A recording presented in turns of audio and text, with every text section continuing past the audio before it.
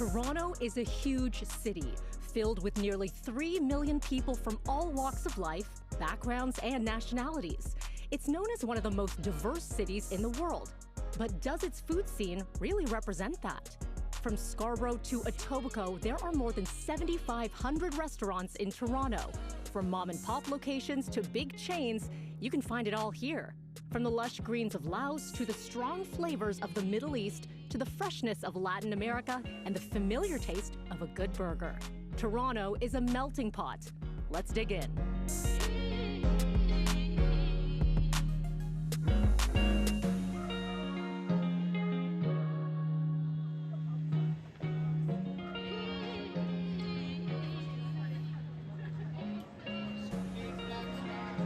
Hi, I'm Jason Chang. And I'm Sang Wong. I'm with the owners of Lao Lao Bar. Welcome.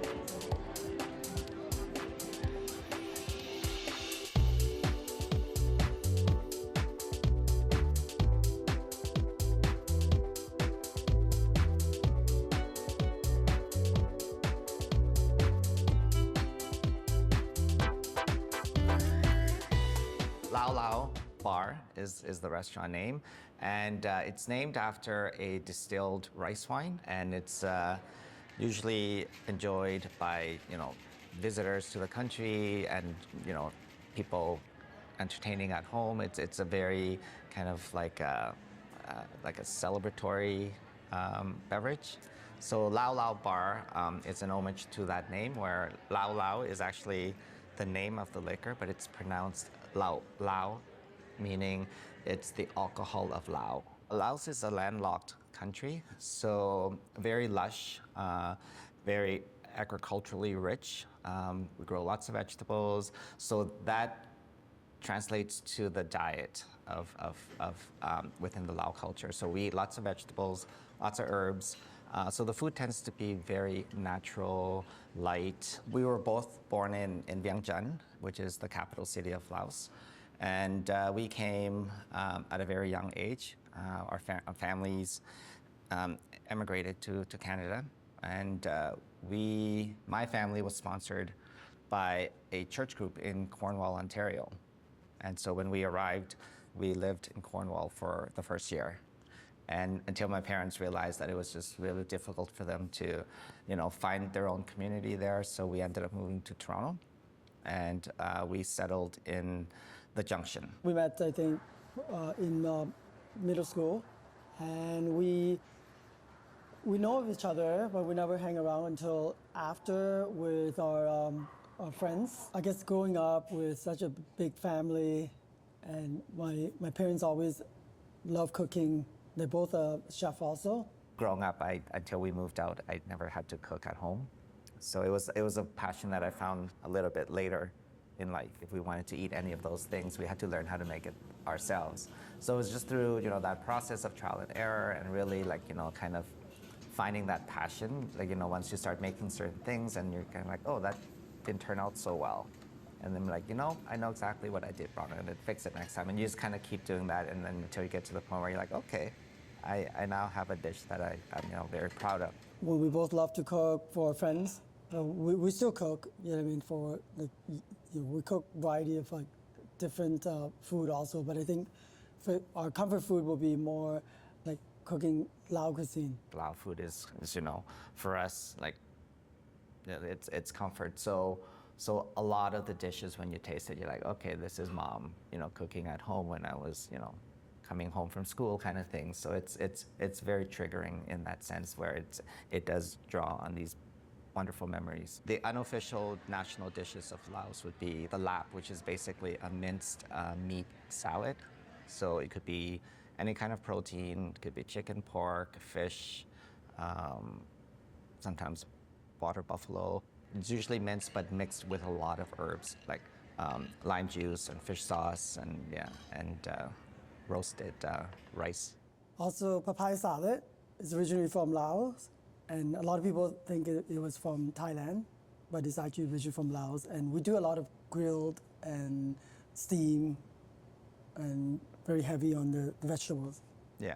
This is our bar, and we have a marigold here, which is very remind me of back home. We use marigold a lot, like for ceremonies and for weddings. So you see them a lot at the temple. Aesthetically, we wanted to draw on sort of like this experience that you would have if you were to walk into a restaurant in Laos. It's very colonial, very French influence. This is hand-painted gold leafing done by one of our staff, Domi. She's an artist, but also is a server here. And it's the pattern is reminiscent of temples that you would see in Laos. So these geometric patterns on the column. We have shutters, we have like these very dramatic fringe lighting. So very commonplace to be found somewhere, if you were in Vientiane, the capital, or in Luang Prabang, these places would bring to mind some of these design elements. And these wall mirrors were done by our artist friends, and they're done in the theme of desserts and sweets. So we have different characters representing different things. We have a mangosteen, we have milk tea, we have desserts and more desserts. Grass jelly guy here. It's just a fun take on a culinary theme. The vibe, I would say, feel like we would call it home. I would say it's like a high energy environment. So you come in and it's just buzzing, bars full, tables are full, people are usually kind of standing around waiting for a table. So it does kind of, the instant you walk in, it's you realize you're in for an experience. I think the restaurant industry has always had very small, like low margins. And with increased ingredient costs, labor costs, rent, it's really cutting into those margins. So I think the restaurants who are going to be around and continue to be successful will have to kind of really closely manage those expenses and have their menu prices reflect, like their costs, and in order to to sustain the business. Hospitality is all about, like a lot of questions our friend asked us also, is it about, are you coming to the restaurant, is it about the food, is it about the ambience? To me, it's all about the balance. I think it's like you can have good food and not so good service, vice versa also. I think it both of them needs to be really balanced out in terms of like coming here for the service and also for good food.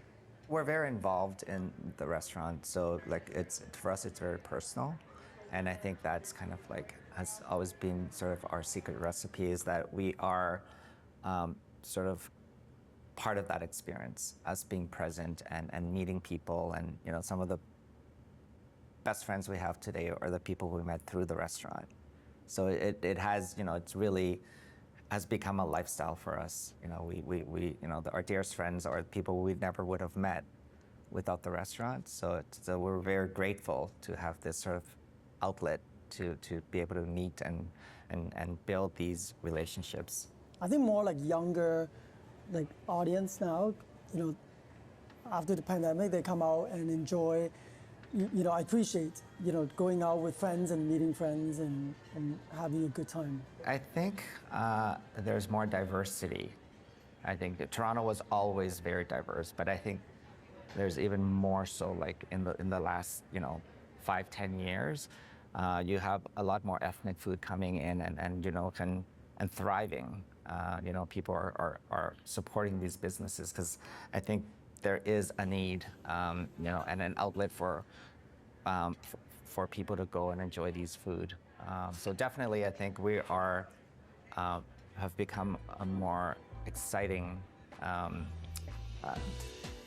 culinary city in the last 10 years or so.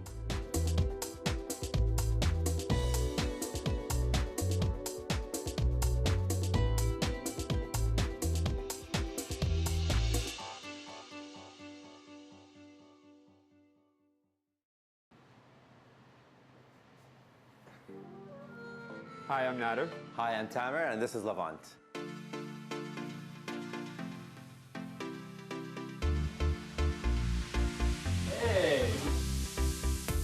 We do Sicilian pizza with Middle Eastern flavors and influences to it. All of our pizzas have ingredients and toppings that are kind of inspired by dishes that we grew up eating. Sicilian pizza is essentially pizza that's on top of focaccia. We decided on that because focaccia is a little bit thicker. It's a better vessel to really take on the heavy ingredients and toppings and the more rich flavors of Middle Eastern cuisine. I was born and raised in Lebanon. I moved to Canada in 2010. Every time I go to Lebanon, I come back, I feel like there's something missing in the Toronto culture of food. Everything that we make here is kind of inspired by the foods that I grew up eating, Palestinian cuisine. And so, you know, from all the toppings to the appetizers to the desserts, like everything's inspired by dishes that I grew up eating. The name of Levant is kind of like a double entendre. Levant is the region that we're both from, the cuisine of Palestine, Lebanon, and a few other countries. But then also the word Levante in Italian means rising. And so, you know, the idea of dough rising. Rising of the sun. It was really just a natural fit. Originally, we actually wanted to open up in the east end of Toronto. Geographically situated closer to like a lot of the Arab communities in Scarborough and such. And so we thought we would connect, you know, better. I grew up in the East End, and so for me, it was just like a natural fit. We looked for places, and you know, some places fell through, and we didn't end up there. This place turned out to be a pizzeria before, and so we found this place. Luckily, they followed up with us and told us, hey, it's available again. Originally, it wasn't. And so we took a chance in this area. We thought, you know, we're kind of away from a lot of the major restaurant hubs of the city, Queen West, Leslieville, all those kinds of things. And so we said, let's take a chance in like a new area. If people like what we're doing, then we'll pull people in. And that's kind of what has happened. When we first opened, like we've got a huge amount of neighbors are coming and they were like talking to us and they were very excited about having a restaurant in the neighborhood in here. And also the service that we provide here, it's very warm, welcoming. It feels like a community feel just from the service, the food that we provide.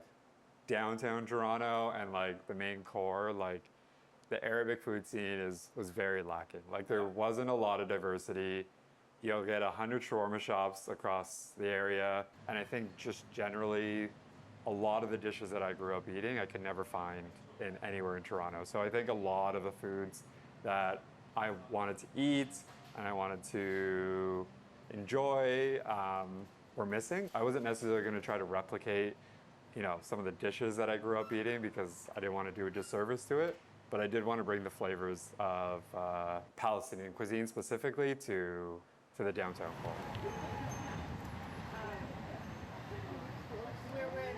When we have customers come in, they say, I've never had anything like this before. That's a bit of validation that what we are doing is new to the food scene here. For the most part, I haven't seen many Sicilian pizzerias in Toronto. There are Detroit pizzerias, which are kind of like descendants of Sicilian, but that on its own is a bit unique.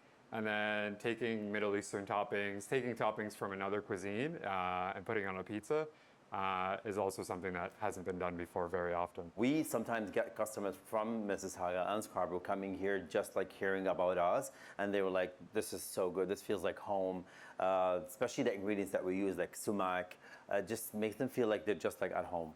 The shawarma pizza is definitely our most popular pizza. The muffaletta sandwich is our most popular sandwich. The shawarma pizza, I think it just goes into the freshness of how it's prepared. Like everything is completely made in-house from the parsley pesto, the pickled shallots, the shawarma meat that we put on top. That's slow roasted for like 12 hours, the cheese, the tahini, and then our focaccia, of course. The garlic dip also with the shawarma too. It's like people love that. The muffaletta, I think it's like our take on a muffaletta. It has your standard salami, mortadella, ham on it, but we put some special pickled vegetables, we put our garlic sauce on top, and halloumi cheese. And I think all those things really meld well together. Some people describe it as the best in the city. There's so many aspects to how inflation affects the business and the customer that I don't think there was a complete meeting of the minds in terms of, what businesses actually, how they suffer from inflation and what they need to do to offset that. So, your cost of goods from inflation, from all the other pandemic things, we've gone up.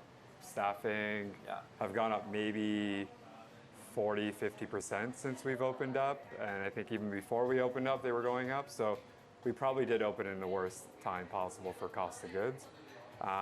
And so we tried our best. And one of the things I wanted to do was keep costs low. But it was really, really hard to do that, to keep costs low, but also, pay higher wages, pay higher for produce. Like the cost of cauliflower went from like $2 to $10 at one point. And there's some things that you have to take into account. So we did increase our prices. And I think there's a breaking point with customers and their mindset in terms of how much they're willing to pay for their slice of pizza or their sandwich. And so it really, it's really this psychological game of how much is too much before you lose customers. And sometimes we do get a customer that says it is too expensive for that slice of pizza, but I think what they don't realize is that that slice of pizza took 6 days to make, with all the process that goes into our dough, all the process that goes into our homemade sauces, all the meats that we make in-house. And so that $6 slice is 100 hours worth of work. Yeah. I grew up in the restaurant industry. My dad had a restaurant in Keswick for, I think it was 30 years before he retired. And he was kind of a trailblazer because he was in Keswick in the 1970s and 60s, introducing falafel, hummus, shawarma in a small little town in Northern Ontario or north of Toronto. And so seeing him cook all the time, going to the restaurant as a kid, seeing my mom cook, I just always connected to food. Knowing Nader and of what he knows about all the Middle Eastern food and the way he's so passionate about it, definitely made us both think about the menu and put it all together. And also I feel like as a Middle Eastern or as a newcomer to Canada, owning a business is something, it's a dream for everybody. So that was my passion about it. It's owning a business, and what a great city to own a business like this. We have a lot of regulars. The one interesting story is our restaurant manager, Val, has created this little army of dogs that will now stop in front of the restaurant on their regular walks because she started this habit of giving them a piece of pepperoni every time they walk past. And so at any time of the day, there'll be one of the regular dogs sitting in front of the restaurant waiting for Val to give them their pepperoni. They don't move if we don't give them the pepperoni. They actually stay there until we give them the pepperoni. Oh yeah, we've seen some owners literally trying to pull them away. For us, that kind of speaks to our connection with the community. We're a restaurant, but we're also connecting with people who are walking down the street too. We're friendly and welcoming to everybody. And I think at that time, we've also built such a relationship with these people. Yeah, the community has been so great to us.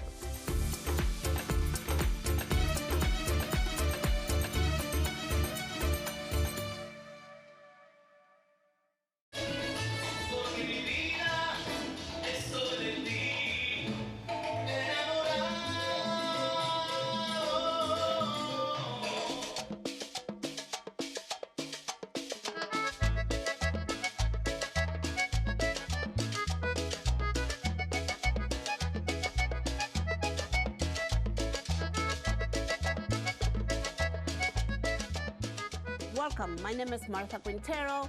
I own this business, La Fuente del Puro Sabor. We're located inside Plaza Latina. Hola, mi nombre es Tito Gallardo. Yo soy el dueño del Comedor Popular Ecuatoriano. Plaza Latina, it's a little hometown, let's put it this way. We have restaurants here from Ecuador, Colombia, Salvador, Mexico, Chile, Dominican Republic. And this is something that has given us a chance to be in our own country. Our food is here. We have customers that come and they say, oh, this is so nice. This is like I'm being back home. We get along with everyone and we try to help each other, and we're in the same boat, all of us. We're the only ones here in the city, so everyone comes here basically, and we have no competition. So thanks God. And I know we're not in downtown Toronto, but we're outside the city, so we get people from all over the world. It's the flavors and the different types of food that we have, and then they all come here and they like to try different flavors, like from Ecuador, from Peru, El Salvador, Colombia, and they give them the option to try different things. We do all kinds of soups, we do mains, and the specialty of the house is the empanadas. So we have cheese empanadas and beef empanadas. I'm here 7 days a week. So in the morning I come in, I open up the plaza for everyone. So I'm here at 9 in the morning, and then right away I start doing the prep. I'm ready by 12 o'clock. So at 12 o'clock I open up and I start making my empanadas, because the empanadas, we make them right away. We don't make them ahead of time because they lose they don't get fluffy. So we make the empanadas as soon as the order comes in, we make them, and we use the best cheese, mozzarella cheese. And we also have the fried rice. That's very, very popular, #1 on Uber. So that's the chow la fan. That's fried rice with chicken, beef, and shrimps.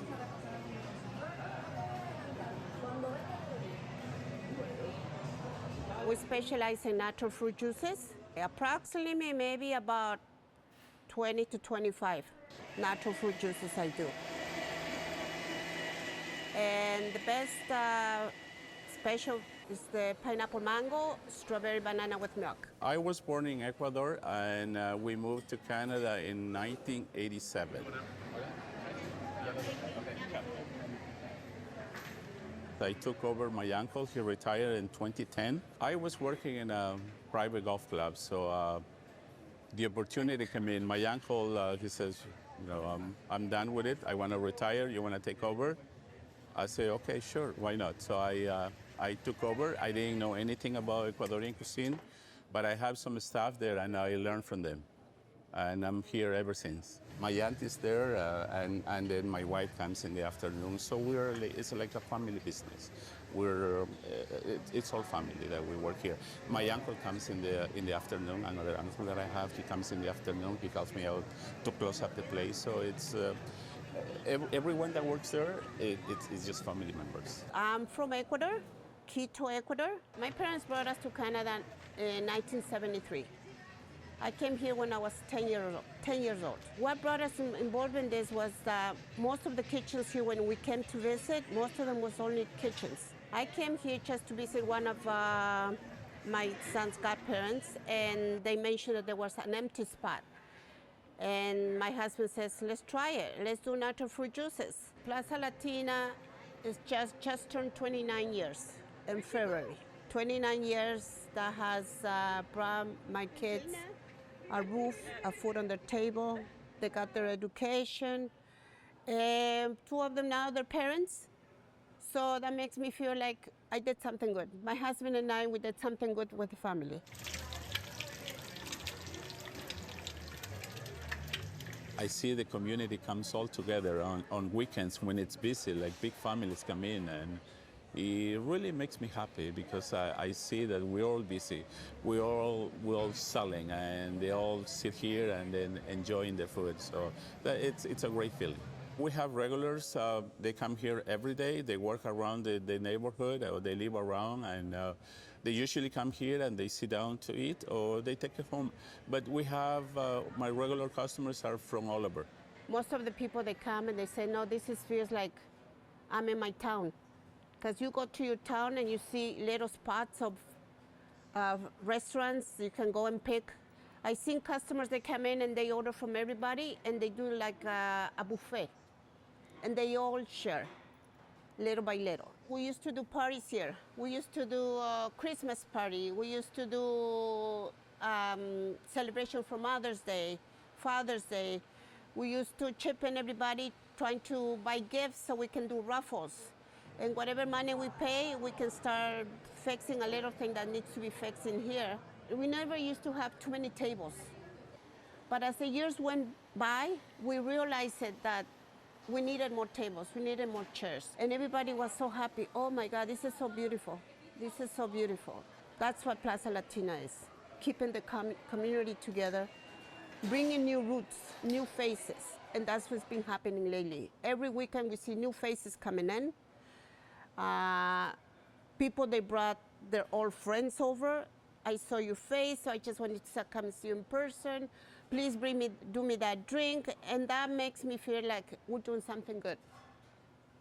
The only thing I just hope is that everybody here, we can maintain together as a community. This is a family mall.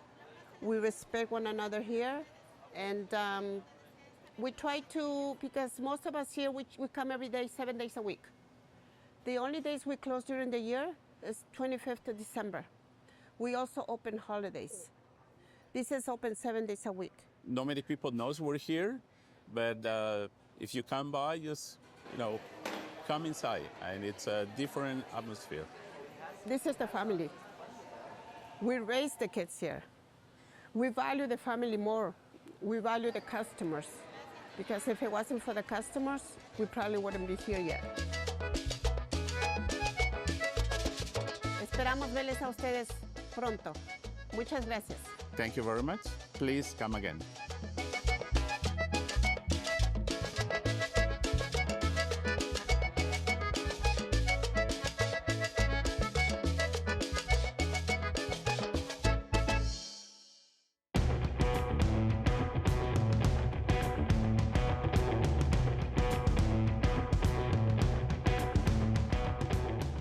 George Mahale. I'm the owner of the Real McCoy. Originally, in 1969, my father was working at another restaurant, and to try to build up a family, so he had a family to feed, and he found a location up on Markham Road because Scarborough was expanding at the time, and with his father-in-law and a brother-in-law, they decided to open up a restaurant, a burger place. And originally on that spot on Markham Road was called Stouffville Bakery. I still remember walking in. I was 7 years old at the time, walking in, and thinking, I thought it was gonna be a restaurant. They're only selling bread here. Dad goes, no. He goes, next month we're gonna take it over, we're gonna build a restaurant. And that was it. It was just it was an immigrant's dream to open up his own business and stuff, not to work for anybody else, to start his own. They limited their menu to hamburgers, hot dogs, fish and chips, steaks, like it was steak for sandwich, French fries and onion rings. And that was their menu. In 1986, I bought out the other partner and went in with my father. I was just recently married at the time, also a year into my marriage and stuff. Discussed with my wife and stuff, and we decided to go into it, and the rest, I guess, is history. We added souvlaki to the menu. We added salads. We added salads to the menu. Dad had already started the homemade onion rings. The homemade fries were already there. At about that period of time, maybe a year after that, we closed on Sundays, and that was a big help. Just not for labor, but for just our family time. I remember the last Sunday we were open. It was Easter. And all the employees, no one to work that day, so me and Dad are working and stuff. So he was doing onion rings and I was serving whatever. And my wife and my sister came up. And I remember because they just brought all the food, whatever we had, like the lamb or whatever it was, big spread and stuff, right? We looked at it. And I felt like crap, but didn't say anything. And he was looking at me and stuff, right? Now, but him being the father, if I felt like crap, God knows how he felt. He was just looking, staring, and started. And within 2 seconds, click, click, click, turn off all the gas, turn off the pizza oven stuff, turn off the fryer, hit the back lights, go get your jacket, let's get the hell out of here. The girls pulled in the driveway, we were about 5 minutes behind them. And never looked back on Sundays again. You want to say you're guaranteed fresh product, right? Hopefully good service, right? But that would be it. It would be just, it's quick food, it's fast food, but it's homemade fast food because we do everything in-house. It's good. It is good quality. If it wasn't, I don't think we'd be here. And that is our mojo. The Mojo Burger is by far the top seller. Everyone comes in, it's a homemade burger with bacon and cheese, 8 ounces, and you get the cheese and your bacon on top. And that's our flagship right there. There are some great restaurants in the city, especially in Scarborough. A lot of them are the chains. The void that I think that we fill on that end is some of the variety of the food that we do serve. Some variety. If you're with your wife or your girlfriend or 3 or 4 guys are in, they don't have to go to just this one place and just have, oh, now we just have to have this. But we do have, like I said, we have the souvlakis. There is pizza. Of course, we'll keep with poutine and French fries and onion rings. All the restaurants will have those. But there's a difference in some of the different products that we do have. You can satisfy a whole family of 4. I was come to the original Real McCoy on Markham Road for almost 50 years. Known George for almost the same amount of time. Food's fantastic, service is fantastic. I ordered Mojo, fries and gravy, and a drink. I ordered steak on a Kaiser and fries, same thing I've ordered for the last 30 years. The food is so good and George is awesome. Well, this place has been here longer than I've even been here. My parents, or my mom, I should say, brought me to there all the time when I was a kid. Boys, there you go, 4 agents. Everything in check, keep it fed, thank you. Next one out. I got the letter on June the 1st. That we had to vacate the restaurant. We knew it was coming eventually and stuff like that, but the way we were told, the way we understood, we thought it was going to be in 2024, 2025. That was a bit of a shock to us and stuff, to the system and stuff, but what else can you do when you're given lemons? Make lemonade, I guess, if you want. So then that was part of it and stuff. It was a tough time. A lot of thoughts go through your head. The thing you've worked for all your life. It's getting torn down and stuff. Right now, you still have, if you want to call it the legacy or whatever else is involved. But at that point, my thoughts were, wow, what am I going to do? We did post it in November that the Real McCoy will be closing. And the support and the onslaught that came in from that was just unprecedented. It was unbelievable. It was unbelievable. It was overwhelming. I don't even know if the words for it. People came from everywhere. They wanted to try the last time. It was a memorable place, a way of saying thank you. That was mind-boggling. That was something that Hollywood couldn't make up. And I saw guys lining up at 10 o'clock. And I went, uh-oh, here we go. The lineups went all the way down to the end of the plaza. And it stayed like that the whole way through. And now the weather started changing. The winds are coming up. And Markham Road, no matter what, it's always windy. There's always a wind there, no matter what. It's always from the building and stuff. And people stuck it out the whole bit. It was a lot of fun. It was highly emotional. But for a day like that, I don't think I'll ever see a day like that again. I don't think anybody will. You know we're opening up pretty soon, huh? Yeah, that's what I'm telling him. Hurry up, I haven't had the Real McCoys in ages, man. You know, we really miss the Real McCoy. Thank you so much. The real deal. That's it, baby. See? Thank you so much. It was a short 6 months. And you know what? Can't wait for everybody to try to come back, support us. Hey, love you, Scarborough. Love Toronto. Come, guys. We're trying our best. That's what I can say.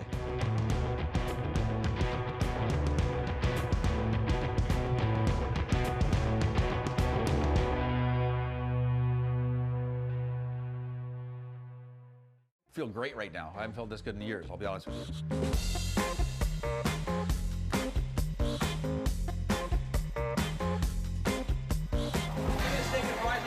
It's going to be pretty special. I think it's going to be very special and stuff. It's going to be a lot of fun. It will be, to seeing all the old faces and stuff, because they weren't just customers. A lot of them were, I mean, use the word Fred, but we were friends. We just knew. They knew things about me, I knew things about them, but just in overall conversations. A lot of it was about sports. A lot of it was, you try to stay away from the politics part of it, because you know that, but it was just, you knew about the people and stuff, because where they worked and about their kids, because it was, a lot of the people would come in with the kids, and all of a sudden it was, in particular, one guy would come in, goes, yeah, he goes, George, I need 4 burgers and 4 fries. He goes, your wife was just in about 20 minutes ago. Oh, well, she's not picking up, so what am I supposed to do? She already grabbed 2 for yourselves. And it was one, so you knew who was related to who. A lot of times I didn't know. I go, what, that's yours? This is your kid? And I wouldn't know that and stuff, right? But I know them both very well, even by names. And that's the fun part. But it's going to be really I think it's going to be pretty special. I just hope that people have patience and stuff, because I have a feeling it's going to be a bit of an onslaught at the beginning, because people want to say hello. And so appreciative of that and stuff. But it's going to be a lot of fun. I know it will be. I never built the other McCoy. What I did inside it was a totally different thing, but I already had the foundation. Like, I was already given the gingerbread house, and I had to put a few things on top of that thing, and it made it look good. All of a sudden here, you got a blank canvas. And yeah, I knew what I wanted, and you always have that little vision of, oh, now try this, and now this. Well, one thing won't work, another thing will work. Then with equipment and with supplies and whatnot, and just trying to get product in. Not my supplies for my food supplies, but just other things that we needed. And it was a longer process than I actually thought. These are like the original ones we had at the first Real McCoy, right? It's a stone, it's a 2 1/4 inch stones and stuff like that. But what we ended up doing, we got 2 of them right now, right? Which hopefully we can get some more pieces out a little bit quicker, right? And there won't be as much of a delay on some of them, but I got a double stacking oven this time. We just have to get them, we gotta get them fully installed and pushed back into their spaces and stuff. All new fryers. We had to go this way here. They're 50-pounder, nice big 50-pound fryers, are all brand new and stuff. Oversized our grill a little bit more.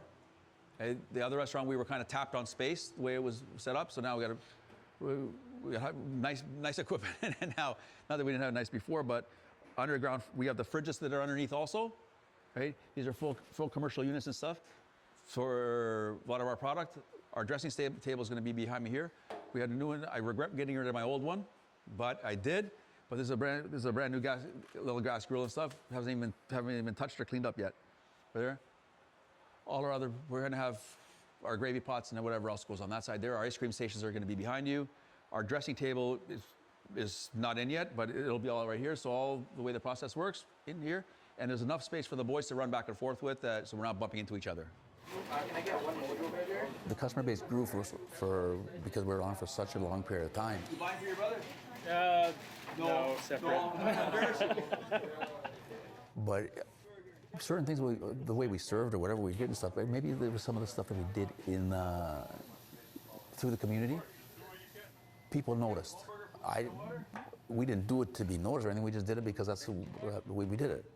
Dad was always very generous with the customers and stuff, and so was I. There's always a soft spot. If someone doesn't have anything, he's short a buck or two, so just give it to them. If you see 2 kids coming in with a quarter, you're not going to send them home. You can't do that. Here, take some, give them something to eat. Well, guess what? Those kids grew up and they remembered those things. Then my wife came in, and Sophie helped out after the kids were up and on in school, and then Sophie came in and stuff, right, under protest. But she did come in. It was a good soldier, and it was a big part of it because it gives that element of a family restaurant. For most part, it's wonderful. It's a lot of work. It's very physical work. We were rewarded, maybe not with an abundance of money, but the experiences and being able to help others in our community is something I can't even explain with words. This is not just a restaurant. This is childhood, this is energy, this is culture, this is everything that Scarborough is. Because guess what? Everyone wants to be from Scarborough now. I just want to say thank you to everybody for all the support that we've had from the last store to this one. It's just been unbelievable what's been going on. The messages, the love from everybody. Guys, I just can't say enough. Just thank you, and get ready. I'm opening right now. Let's go. Yeah! Come on inside, guys. Let's go. Good luck. Go. What do you got? The chicken fingers and fries, the poutine, and the large onion rings. Chicken fingers and fries, poutine, and large onion rings. Oh, I ordered a mojo with a large poutine, extra cheese, extra gravy. I got a pepperoni slice, and I got some onion rings. And a strawberry shake. I've been coming here since high school. I went to Cedarburg over there, and I used to go down to Markham just to get down over there. And then I used to come by a lot afterwards when I started driving myself and didn't need my parents to bring me or anything like that. Call it up, folks. Call it up. And yeah, I had Mojo's like once a week. This is unbelievable right now. They're lined up around the block. 7:30 this morning, looking for a T-shirt. I go, yeah, you gotta come back. I'm still making onion rings. I'm still doing the gravies. Large food, pizza. Extra large, extra large cheese. What does food mean to me? It's an integral part of everything, more or less. Everybody can make, if you're at home, you're gonna slap together a sandwich or something like that, right? But here it is, for me, when it comes time for it, I always tell my guys, if you're not gonna eat it, don't serve it to somebody else. Make sure that it's presentable. Make sure it's presentable. Make sure there's something to it, some substance to it. Food is everything, in good times, in bad, whether we're planning a wedding or a funeral. The first thing that's on that to-do list is what are we serving for foods? It's there for every occasion, good and bad, and it's a big part of our family and always has been, and I think other people feel the same.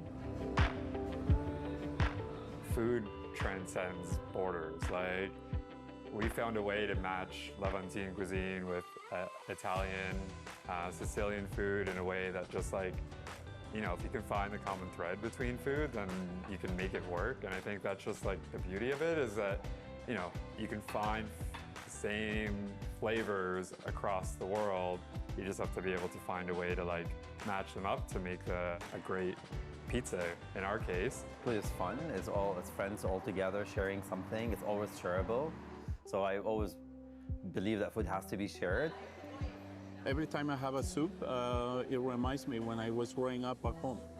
Like the soup that I make is same soup that my grandma used to make. So it brings a lot of memories, sweet, sweet memories. I think it's such a trigger for memory, like, you know, smell, taste, sound, like all these things. And I feel like, you know, you can have a dish and it could bring you back to a vacation spot that you had like years ago. It's a memory bank that is just ready to be, you know, tapped into. So a lot of the dishes, when you taste it, you're like, okay, this is mom, you know, cooking at home when I was, you know, coming home from school kind of thing. So it's very triggering in that sense, where it does draw on these wonderful memories.